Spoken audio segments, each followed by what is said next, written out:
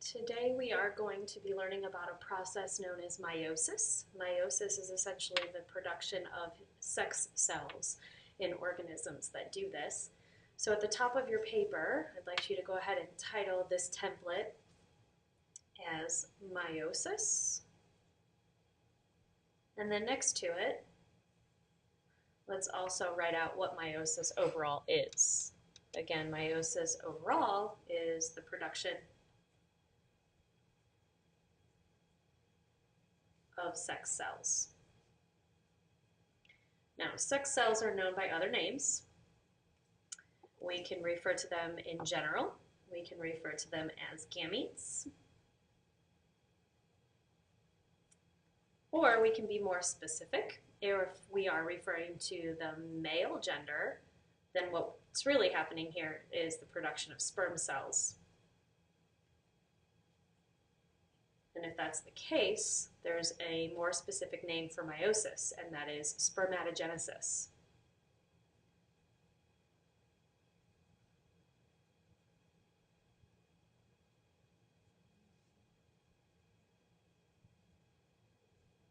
And again, that's the name for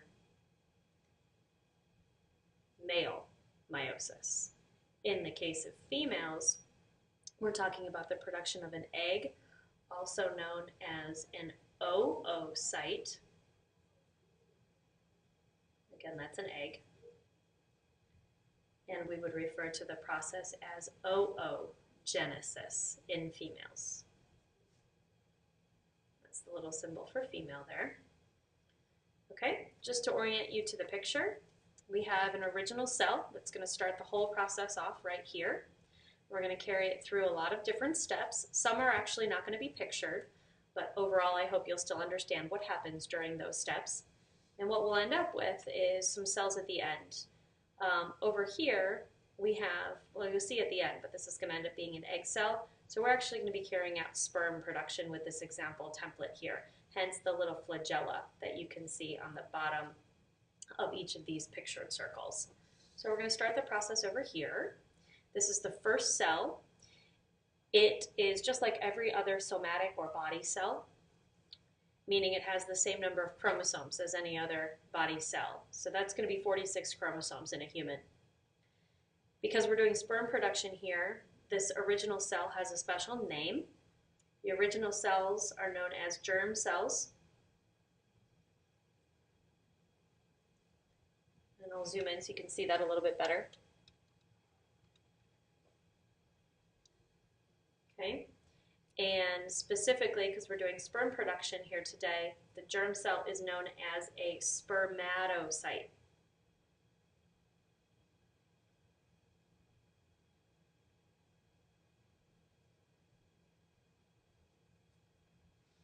And now that I write that, I realize back here, an egg is not an oocyte.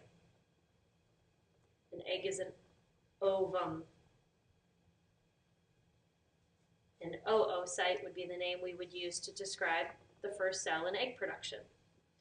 Spermatocytes are located in the gonads of the human or the animal. And so in this case, the spermatocyte is going to be located in the testes. So again, it's just like every other body cell, except because of its location, it knows that it's going to be carrying out a special process, and that process is meiosis.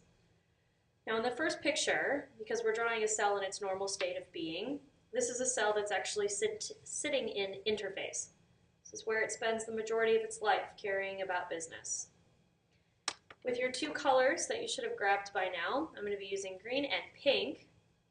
We're going to go ahead and draw some chromosomes inside this cell. I can't possibly draw 46, so we're going to make it much more simple than that today, and we're going to be drawing two different kinds of chromosomes in each of our cells. To start with, I'm going to have one chromosome that's going to be a little shorter, of one color, and I'm also going to draw in a longer chromosome of the same color. We could call this one, let's say, chromosome number 4 in a human, and we could call this one, let's say, chromosome number 12. Just picking two at random. In reality, we have a lot more chromosomes than this inside every one of our cells. Now in another color, the second color, I'm going to draw a second chromosome strand next to each. Now the reason I've chosen these two colors is to emphasize that one of these chromosomes came from the maternal side of my family, and same down here, this one right here in pink. The green ones came from the paternal side of this person's family. So I'm going to make a little key. Let's actually do it in the upper corner here.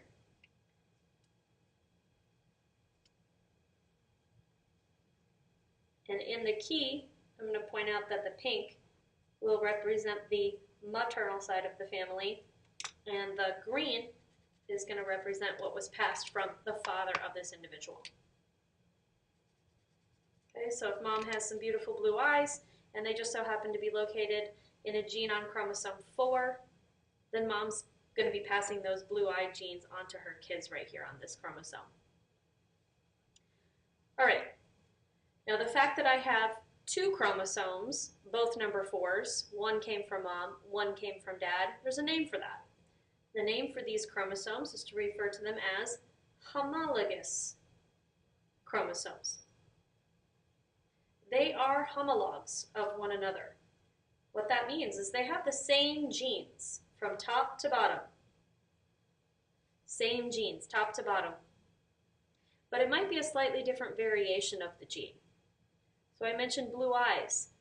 If the eye color gene is on this chromosome and mom gives me the blue form of the gene, it may just be that dad doesn't have blue-eye genes to give. Maybe dad's eyes are very dark and brown. So it's possible that dad's variation of the eye color gene is going to be different than mom's variation. They're both giving me eye color genes on chromosome 4, but could be that they are a slightly different variety. These 2 down here, these are also homologous chromosomes. So this is how our body arranges its chromosomes in pairs. They are arranged as homologous chromosome pairs. Now because I have one of each in this cell, I am going to refer to this cell as being diploid. What that means is you have 2 sets of chromosomes in your cell. One set from mom, one set from dad. Anytime you have homologous chromosomes inside of a cell, you're dealing with a diploid cell. The diploid number for humans is 46. Okay? We have 23 homologous chromosome pairs in our cells. Okay, so now we're going to move on to the first part of the meiosis process, and that is that all of our DNA needs to be replicated. So I'm going to go ahead and make a note that DNA replication is going to happen here, which more or less means that we are going to have 2 copies of each of these chromosomes from up above. So I'm going to go ahead and draw them right next to their duplicate. Those are my 2 pink short ones, my 2 pink long ones, my 2 green short ones, my 2 green long ones. All right. A lot of vocab here, so when we group them all together, we have a name for that as well. The duplicated homologous chromosomes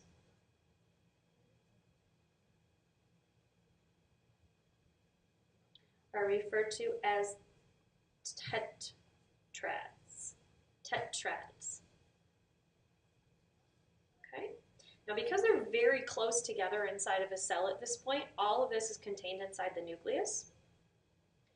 They're really close, and what can actually happen is that the legs of these chromosomes can sort of swap over one another. So imagining the pink one sort of crossing over one of the greens. If that were to happen, what could potentially go on is that a piece of this pink chromosome could actually break off and become attached to this green, and vice versa. We may end up with some genes from the paternal chromosome jumping over to the maternal side, and vice versa. What that's going to do is create a little genetic diversity that wouldn't have been there if crossing over hadn't occurred. So that process is known as crossing over. Make a little note of that on your paper, please.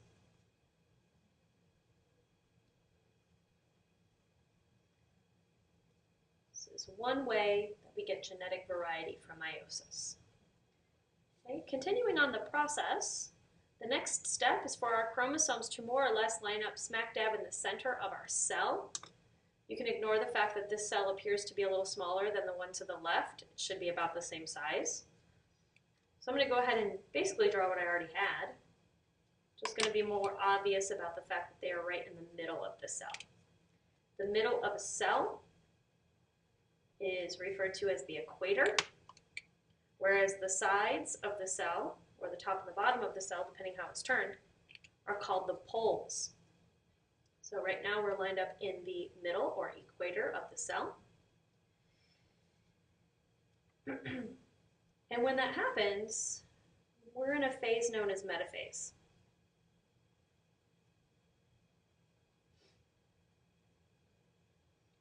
Easy to remember because the chromosomes are lined up in the middle. Okay, now later on you're going to see that division in meiosis happens twice. So we typically follow the labels of our phases with a number. And that number references which half of the division process this is happening in. So currently we're in metaphase 1. Now what's about to happen is we're going to see little fibers that form that are going to come over here and they're going to attach themselves to these chromosomes. And they're going to be sent out from special organelles located in the sides or the poles of our cells, known as centrioles. You may remember those from Biology 1. So here we have little centrioles, and they send out these special fibers known as spindle fibers. You can probably take a guess as to what spindle fibers do. Okay? They grab hold of the chromosomes and they pull them apart. Zoom in a little bit there so you can see that. So imagine them being like go-go gadget arms. They're going to grab hold of these chromosomes here at their centromere. They're typically kind of stuck together in the middle. I didn't really draw it that way, but they are. And they're going to be pulled over here. That's these two pink ones. Meanwhile, these two green ones, they're going to get pulled over here. Same's going to happen below. These two pink are going to go this direction, and these two are going to get pulled in this direction. Now, as that happens, they become separated. What's actually going on is a second phase known as anaphase. Anaphase is when the chromosomes are pulled apart from one another. Anaphase, apart. And I don't have that pictured here, but I hope you can picture it happening in your brain. Anaphase 1. Now, after the chromosomes move to opposite sides of the cell, what we're going to start to see happen is the cell's going to pinch inward in the center here. I'm going to kind of crease inward along the equator, and it would look more like what I'm trying to draw here for you. And I'll show you with my hands. One cell is going to pinch inward in the middle. So we're going to eventually have two cells. And that's what I have pictured here and here, is those two cells. So let's go ahead and draw in the result of that pinching process. That pinching process is the division of the cytoplasm, known as cytokinesis. So cytokinesis is going to happen here.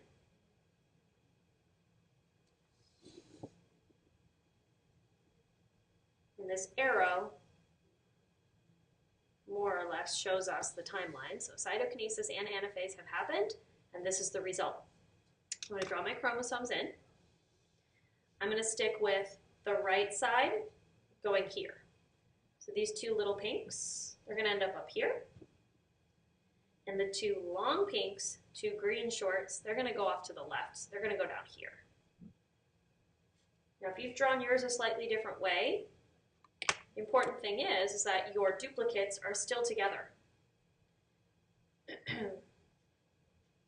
And just keep these two sides together in one of your cells and the other two together in another cell. Okay, so that's more or less the result here.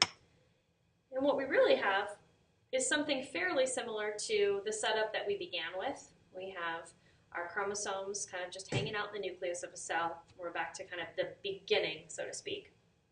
Now there's one key difference. At this point, we actually separated our homologs. The chromosomes that came from dad went into one cell, the one down here. The chromosome that came from mom over here, it went into this cell. Now, take note of something. I could have arranged this a little differently here.